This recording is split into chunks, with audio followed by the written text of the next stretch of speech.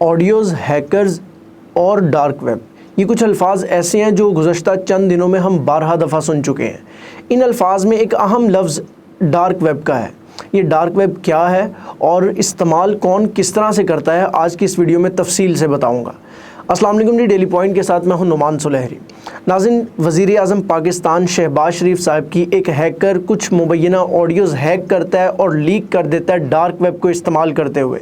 یہ dark web کیا چیز ہے تفصیل سے بتاؤں گا۔ اس سے پہلے کچھ سمجھتے ہیں کہ انٹرنیٹ پر ویب سائٹس کیا کام کرتی ہیں۔ ویب بیسیکلی شارٹ فارم ہے ویب سائٹ کی، اور ڈارک ویب ویب کی ایک قسم ہے۔ انٹرنیٹ کو اگر 100% قرار دیا جائے تو اس میں سے 2 سے 3% صرف ایسے انٹرنیٹ ہے جو کہ عام صارفین بغیر اپنی پرسنل انفارمیشن شیئر کیے استعمال کر رہا ہے۔ باقی تمام 98% انٹرنیٹ یوز کرنے کے لیے ہمیں اپنی پرسنل انفارمیشن میں سے کچھ نہ کچھ ویب سائٹ یا ادارے کو دینا پڑتا ہے۔ مثلا اگر ہم نے بینکنگ کی ویب سائٹ یوز کرنی ہے تو ہمیں اپنی پرسنل انفارمیشن میں بینک اکاؤنٹ نمبر اور پاسورڈ دینا پڑتا ہے۔ آن لائن شاپنگ کی بات کی جائے تو پرسنل ایڈریس دینا پڑتا ہے، کانٹیکٹ نمبر دینا پڑتا ہے۔ نادرا کی بات کی جائے تو CNIC نمبر دینا پڑتا ہے۔ تمام ویب سائٹس کو یوز کرنے کے لیے ہمیں اپنی پرسنل انفارمیشن دینی پڑتی ہے۔ صرف 2 سے 3% ویب سائٹس ایسی ہیں، گوگل پر اگر سرچ کی جائے تو اپنی ضرورت کی ویب سائٹ ہم نکال سکتے ہیں، یوز کر سکتے ہیں بغیر اپنی پرسنل انفارمیشن دیے۔ 2 قسم کی ویب سائٹس میں نے آپ سے شیئر کر دی ہیں، ایک وہ جس میں ہمیں اپنی پرسنل انفارمیشن دینی پڑتی ہے، اور ایک ایسی ویب سائٹ جس پر ہمیں اپنی پرسنل انفارمیشن نہیں دینی پڑتی ویب سائٹس کو یوز کرنے کے لیے۔ تیسری اور اہم قسم کو ڈارک ویب کہا جاتا ہے۔ ڈارک ویب ایسی ویب سائٹس کو کہا جاتا ہے جن کو استعمال کرنے والوں کی نہ تو کسی قسم کی پرسنل انفارمیشن چاہیے ہوتی ہے، اور نہ ہی ویب سائٹس کو ہینڈل کرنے والوں کی کوئی لوکیشن یا کوئی کسی قسم کی انفارمیشن موجود ہوتی ہے۔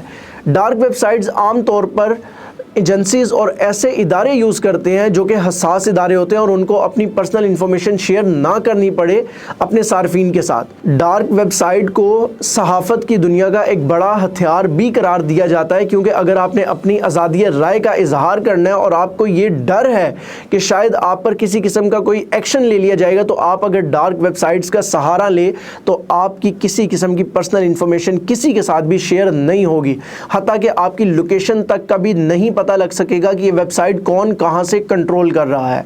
عموماً ہم دیکھتے ہیں کہ ڈارک ویب سائٹس کو ہیکرز استعمال کرتے ہیں۔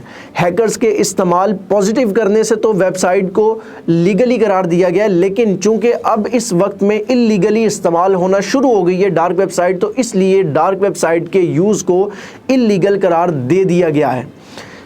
گزشتہ چند روز پہلے بھی ہیکرز نے ڈارک ویب سائٹ کا ہی سہارا لیتے ہوئے وزیر اعظم پاکستان کی کچھ مبینہ آڈیوز کو لیک کیا ہے، اور ممکنہ طور پر یہ بھی سننے میں آ رہا ہے کہ جمعرات یا جمعے کی رات کو مزید یا دوبارہ آڈیوز لیک ہونے کا خدشہ ہے ڈارک ویب سائٹ کا سہارا لیتے ہوئے۔ ہیکرز کا بالکل بھی پتہ نہیں لگایا جا سکتا کہ ہیکر کون اور کہاں سے ویب سائٹ کو یوز کر رہا ہے، کیونکہ میں نے آپ کو تفصیل میں بھی بتایا کہ ڈارک ویب سائٹ کی سب سے اہم خصوصیت میں سے ایک خصوصیت یہ ہے کہ نہ تو کنٹرول کرنے والے کی لوکیشن کا پتہ لگ سکتا ہے اور نہ ہی اس ویب سائٹ کو کنٹرول کرنے والے کا چہرہ۔